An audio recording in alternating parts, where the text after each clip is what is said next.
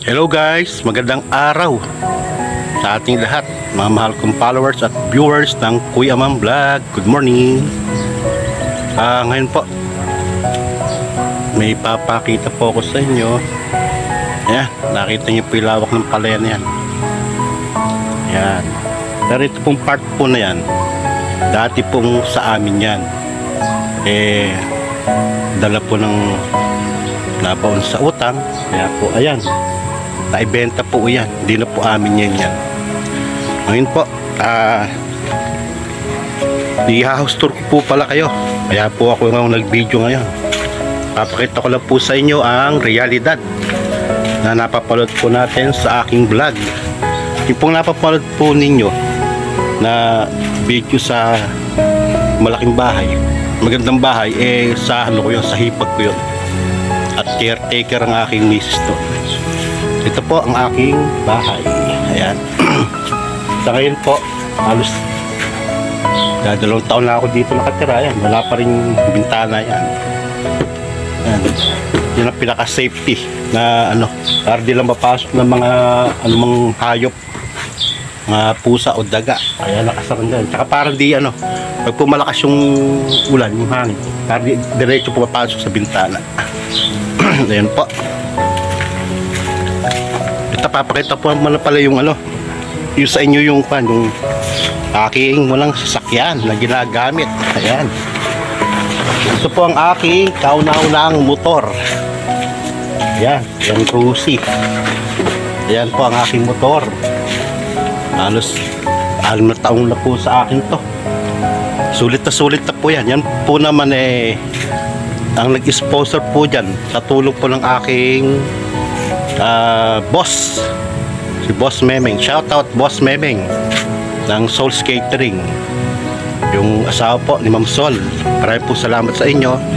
Yan, hindi dahil kay Boss Memeng wala po ako niyang motor na yan, na halos 6 na taong ko na pong ginagamit yan. Ayan, at balik po tayo sa house tour. Ayan po. Ayan po ang aking loob ng bahay. Ayan, mga idol. Wala pang flooring yan. Ayan. Pero may lutuan lang po tayo dyan. Ayan, may gasol. Ayan, pinaram sa akin ng aking hipag, si Ate Bot. Ayan. Ayan, may lutuan lang po tayo. Pero sa ngayon, wala pong laman yan. Naubusan tayo. At ito lang po yung dapat na gagawin kong CR. Ayan, yan po yung plano kong pupwesto po sana ng poso na labahan. At dito po lang po yung lababo. Ayan. At ito lang po, siguro pamilyar po kayo sa ayan, sa kwarto na yan. Diyan po nag-shoot ang Marimar. Diyan po tayo nag-shoot ng Marimar o Marimar. Yung mga nakapanood po na akin ng video. At ito po ang aking kwarto. Ito po ang aking lungga. Yan, diyan po tayo nagdulungga. Yan, may kulambo. Kasi po, ito lang, kulambo is my life. Talagang di mawala sa akin yung kulambo. Nakakahibing po kasi ng tulog yan. Tapos iwas dengue. Ayan. Kasi po, ang totoo po niyan, at yung kulambo po na yan ay gustong kong ikinakaskas ang aking mga paa sa may parang nakakakiliti po. Ayan. Yan po ang ating lungga. At ayan po ang bintana na pinakita ko po sa inyo kanina. Ayan. Actually, meron pong bakal yan. At ito po ang solar na pinalagay ng aking misis. Kasi wala pa po tayong kuryente dito. Ayan. Ayan po ang mga, ayan, may TV pa lang po tayo. So hindi ko na po pinagagamit. Natuto po kasi tayo sa cellphone. Ayan, maglalagyan ng damit. Nag-overload na po yung lalagyan natin ng damit. Kaya yan, iba nasa ibabaw. Ayan po mga idol. Ayan po ang house tour ng Kuya Mam Vlog. At heto lang po, siya nga po pala. Ako po'y muntik pa nga pong hindi po matuloy na magkaroon ng bubong. dala po kinapos na po tayo ng budget. Yan po sa tulong po at pagpapahiram po sa akin ng kumpare kaibigan na si Parin Ninyo. Shoutout Parin Ninyo. Yan, siya po nagpahiram sa akin. Nakaipon po siya ng ng pera, mga nagdaang cater niya sa Souls Catering. Pinahiram niya po muna sa akin para daw malagyan lang ng bubong na bakal. Plano ko talaga dyan kahoy tsaka ordinaryong bubong lang, pero sinuggest niya mas okay daw yan. Yan ang gumawa ng bubong na yan, ang aking mga inaanak Yan, halos isang linggong wala pong na di ko sila napasahod. Nang nag-cater po tayo, sakala po ko lang po sila napasahod.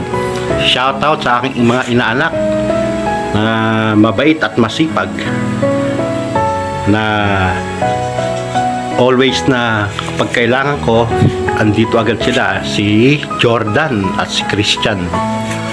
Yan. Yeah, shoutout din kay paring Eddie. Ayan, isa sa siya talaga yung niyan. Itong po siyang foreman naman dito sa ating bahay, si paring Eddie. Shoutout. Ayan po, tapos na po ang ating house tour. Ayan. At yan nga po mga idol, nai-house tour ko na kayo.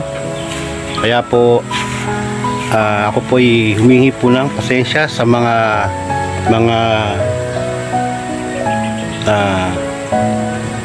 kaibigan natin o mga taong sumusuporta sa ating vlog, na hindi po ako mapagbigay sa inyo agad o mapagbigay sa inyo ng tulong pinansyal. Dala nga po na wala rin naman po akong trabaho, at kung gutuhan naman matay mabuhay, dala po wala rin pong budget. Kasi po pag matumal, naubos po yung budget natin.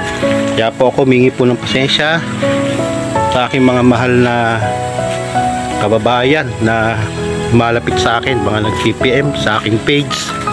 Pasensya na po, bayaan nyo po, dating ang panahon makakatulong din po ako sa inyo. Kaya lang, syempre kailangan po muna tulungan muna natin ang ating sarili para makaahon sa sa kahirapan at sa pagkabaon sa utang. Yun po ang katotohanan. Kumbaga po, dinadaan ko na lang po sa pagbablog ko itong mga dumarating na mga pagsubok. Kumbaga po tayo, nagbabaka sakali po na pala rin tayo na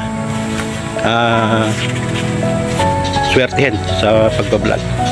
Kaya po, pasensya na po sa mga taong PPM sa akin na hindi ko lang po talaga matulungan. Yun po ang katotohanan. Hindi po sa ayaw ko po kayong tulungan, wala po talaga ngayon sa ngayon. Gipit pa po tayo sa ngayon. Kaya po pag-pray po natin na magtagumpay po tayo sa vlogging, para naman po matulungan ko yung sarili ko, pamilya ko, sa aking mag-ina, at sa aking mga kamag-anak, at sa lahat po sa mga gusto kong tulungan. Maraming po salamat. God bless po.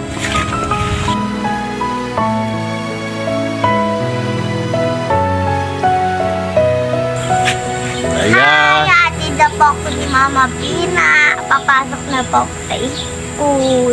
Ayan ang aking pamangkin, si Tawin na nakakasama ko sa Vlog. Sa pagbablog. Ayun. Mag-follow po kayo, mag-guide din po kayo.